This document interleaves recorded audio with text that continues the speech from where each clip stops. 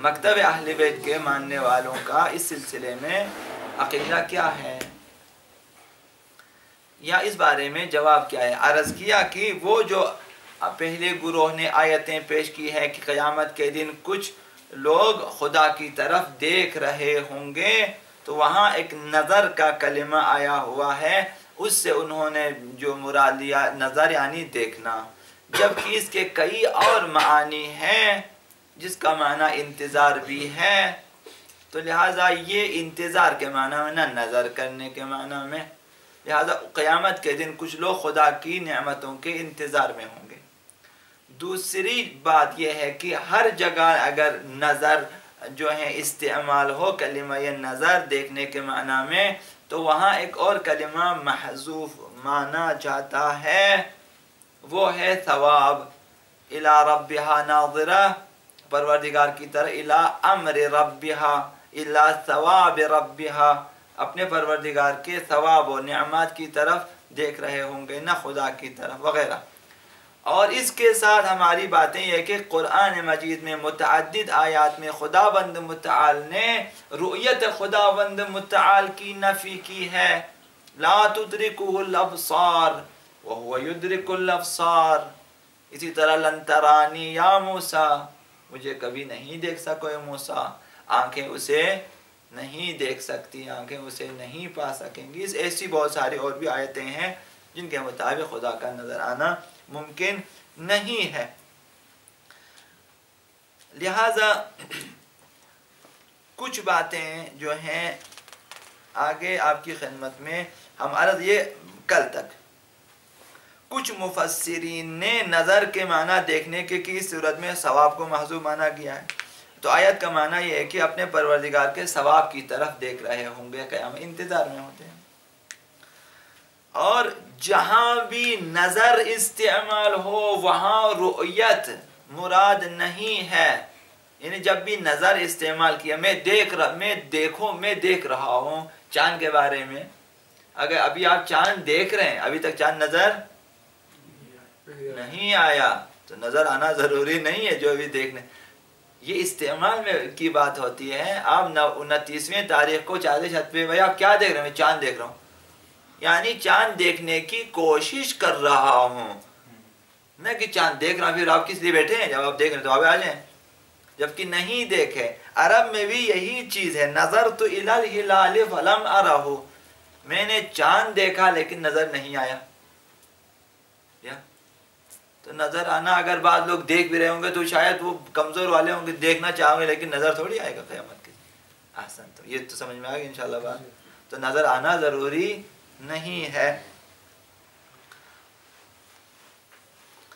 لہذا اب رہا یہ کہ وہ دنیا میں اس لیے نظر نہیں آ سکتا کہ یہاں انسانی ادراکات قوی ہیں، یہ بھی پہلے گروہ نے بیان دیا کہ آخرت میں تو نظر آ جائے گا، تو ہم کیا کہیں گے؟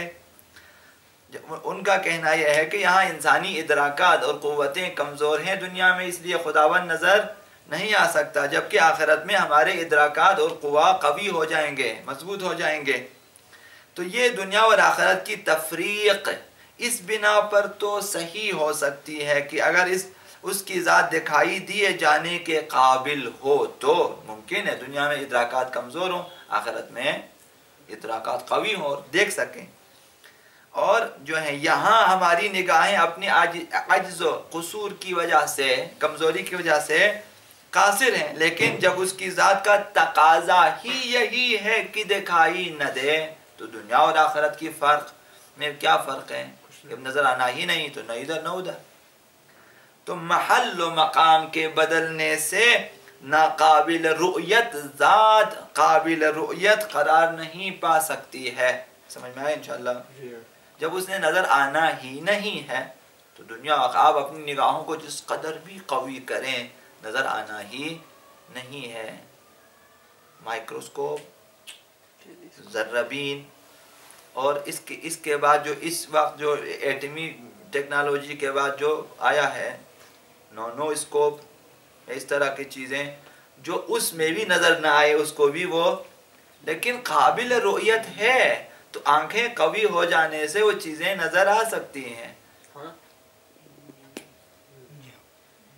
لیکن اگر قابل رؤیت ہی نہ ہو تو آپ کیمرے کو جس قدر بھی قوی کریں نظر تو نہیں آنا اس نے.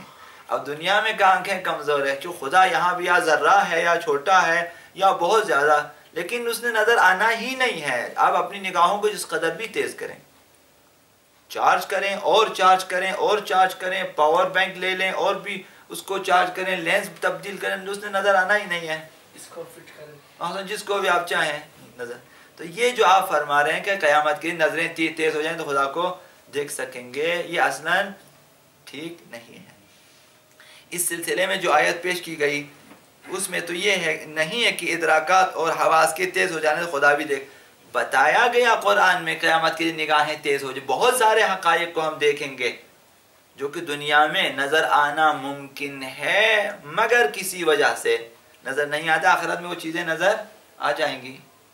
مثلا ہمارے ویڈیوز آڈیوز جو فرشتوں نے بنائے،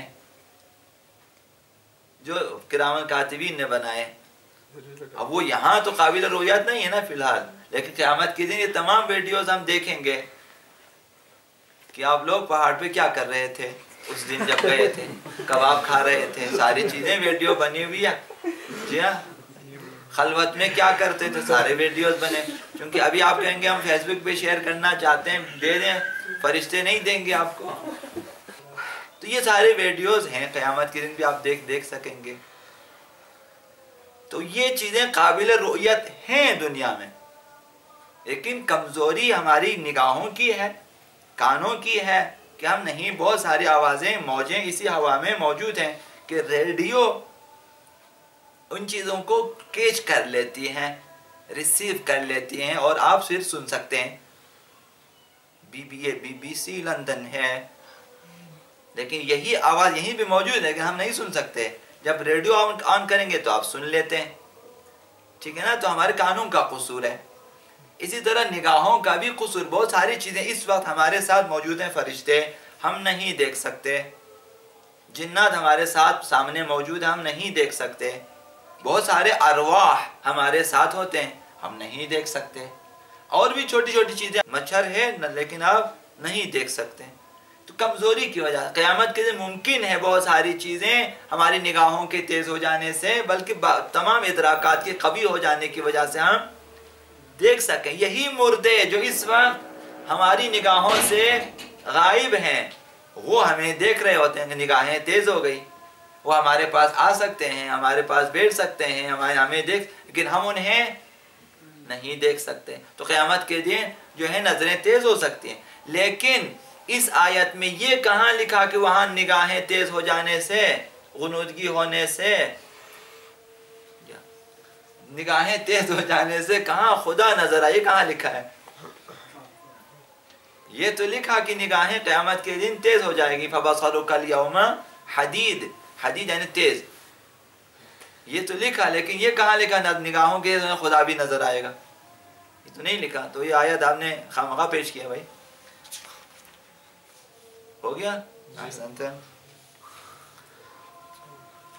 بلکہ آیت کے معنی تو یہ ہے کہ اس دن پردے ہٹا دیے جائیں گے اور آنکھیں تیز ہو جائیں گی، جس کا واضح مطلب یہ ہے کہ وہاں پر تمام شبہات، مشکوک شکیات ختم ہو جائیں گے. اب کسی کو شک نہیں رہے گا، نہ جنت کے بارے میں، نہ جہنم کے بارے میں، نہ حور و قصور کے بارے میں. یہاں تو ہم نے خالی پتہ نہیں ہے نہیں ہے بس مان لیتے ہیں کہ وہاں دیکھیں گے ہاں واقعا ہے. آنکھیں تیز ہو جائے گی، تمام شبہات مٹ جائیں گے اور آنکھوں پر پڑے ہوئے غفلت کے پردے اٹھ جائیں گے. جب جہنم کو دیکھیں گے، جنت کو دیکھیں گے، مومن اپنے مقامات کو جنت و دوزخ میں دیکھ لیتے ہیں، کافر بھی جنت و جہنم میں اپنے مقامات دیکھ لیتے ہیں. جنت میں بھی دیکھ لیتے ہیں. احسنت، مومن جہنم میں بھی اپنے مقامات دیکھ لیتے ہیں. قیامت کے دن دکھایا جاتا ہے کہ مومن سے اگر تو کافر ہوتا جہنم میں تیرا یہ مقام تھا، کافر سے کہا جاتا ہے کہ اگر تو مومن ہوتا جنت میں تمہارا یہ مقام تھا. اب یوں سر اس طرف، شما ان طرف، تو وہاں نظریں تیز ہو جاتی ہیں، مقامات تو تمام غفلت کے پردے ہٹ جاتے ہیں، تمام چیزیں سامنے آ جاتی ہیں، لیکن اس کا مطلب یہ نہیں خدا بھی نظر آ سکتا ہے، نہیں آئے گا سنتا۔ آنکھوں پڑے غفلت کے پردے اٹھ جائیں گے، یہ معنی نہیں کہ اللہ کو بھی دیکھنے لگیں گے۔ اگر ایسا ہی ہے تو یہ غفلت کے پردے تو کافروں کی آنکھوں سے بھی اٹھیں گے، لہذا انہیں بھی نظر آنا چاہیے خدا کو۔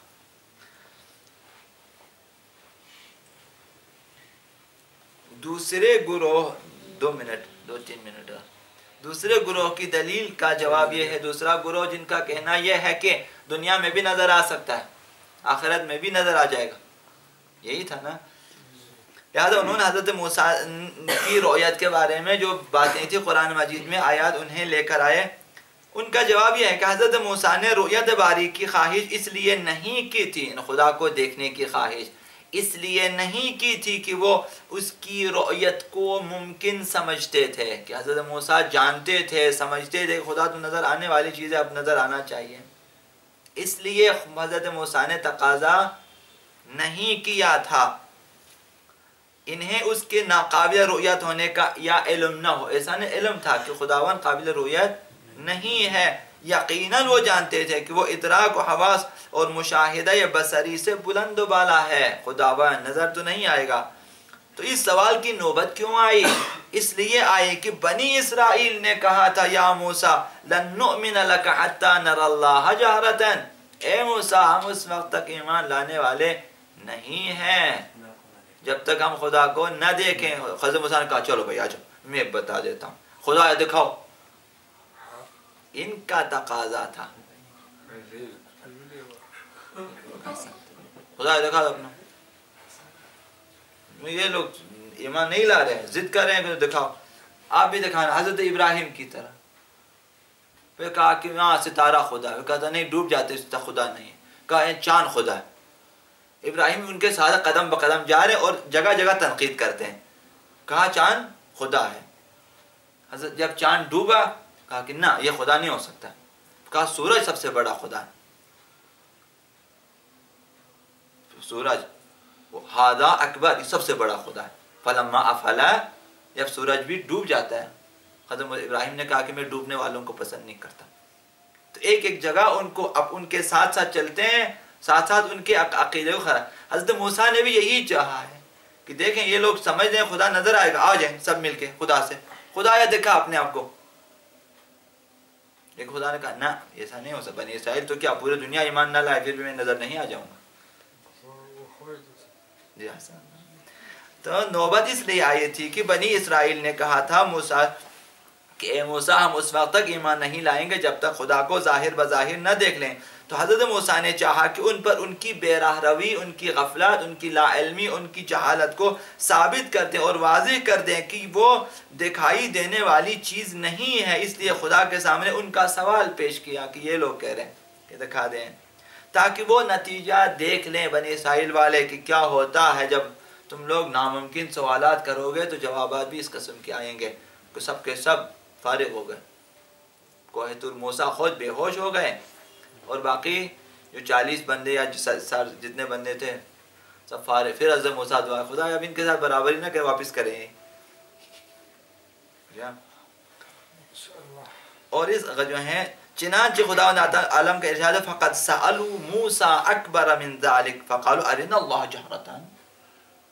خداوند متعال نے فرمایا کہ قوم موسیٰ نے تو اس سے بھی بڑا سوال کیا تھا موسیٰ سے اور کہا تھا کہ خدا ظاہر بظاہر واضح طور پہ دکھا دو ہمیں، یعنی بہت بڑا گناہ کیا تھا انہوں نے۔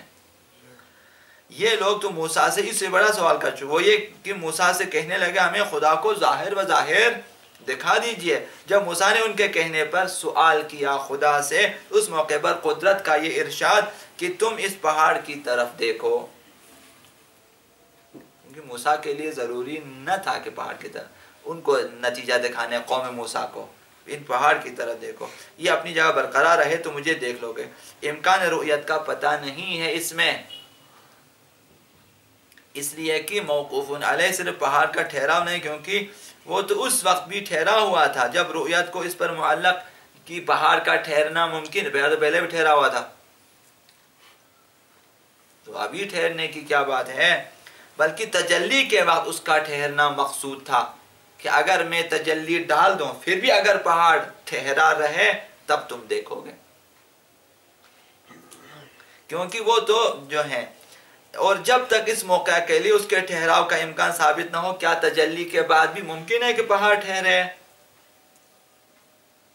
نہ، کیونکہ ثابت ہو گیا وہاں بھی خدا نے تجلی ڈال دی، پہاڑ ریزہ ریزہ ہو گیا،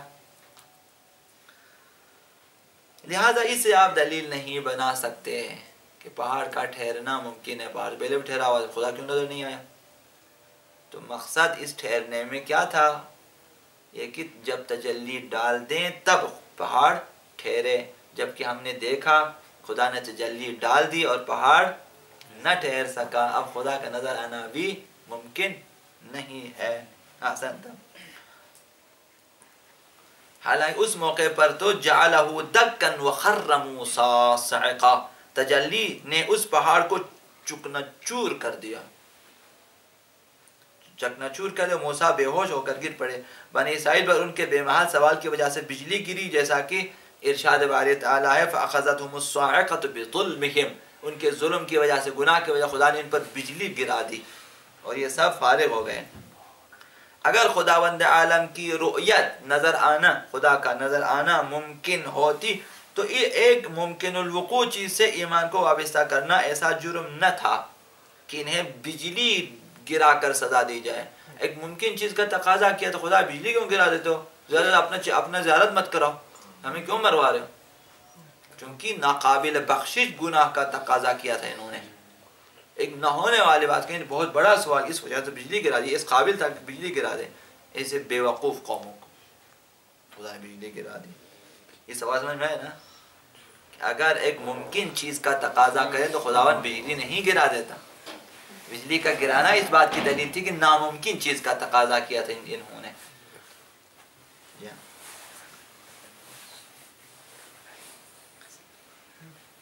ان کی خواہش کو ظلم عظیم سے خدا نے تعبیر کیا۔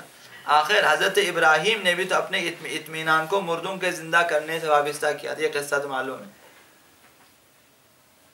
حضرت ابراہیم نے خدا متعال سے فرمایا، ٹائم آپ کا جی ٹائم آپ کا زیادہ جا رہا ہے۔ رب ارنی کیف تحیی الموتى، حضرت ابراہیم نے بھی فرمایا خدایا دکھا دو کہ اب مردے کو کیسے زندہ فرمائے۔ خدا نے تعالیٰ ابراہیم میں ایمان نہیں ہے کہ ہے، اولم تؤمن، خدا نے اس طرح سوال کیا ابراہیم ایمان نہیں ہے؟ کہا کہ قالوا بلا ہے ولکن لیطمئن قلبی، میں تھوڑا اطمینان کرنا چاہتا ہوں، ایمان تو ہے پتہ ہے مجھے، لیکن میں جب چشم دید ہوں شنیدن کئی بود مانند دیدن، کہ میں دیکھنا چاہتا ہوں، لیطمئن قلبی، اس لیے میں چاہتا ہوں۔ تو خداوند متعال نے کہا کہ پرندے لائیں اور ان کو پھر ذبح کریں، پھر ان کے ٹکڑے ٹکڑے کریں، پھر ان کے قیمہ بنا دیں، پھر گولے گولے بنا کے مختلف پہاڑوں پہ رکھیں، ان کو مکس کر کے پھر انہیں بلائیں ایک ایک پرندے کو، پھر تو آپ دیکھو کہ سب تمام ذرات جمع ہو کے آ جائیں گے، زندہ ہو جائیں گے آپ کے پاس۔ خداوند اس طرح زندہ کرتا ہے، یہ کام کیا اور دکھا دیا۔ حضرت ابراہیم نے فرمایا کہ بلا ولیکن لیطمئن قلبی، ایمان تو ہے لیکن چاہتا ہوں دل مطمئن ہو۔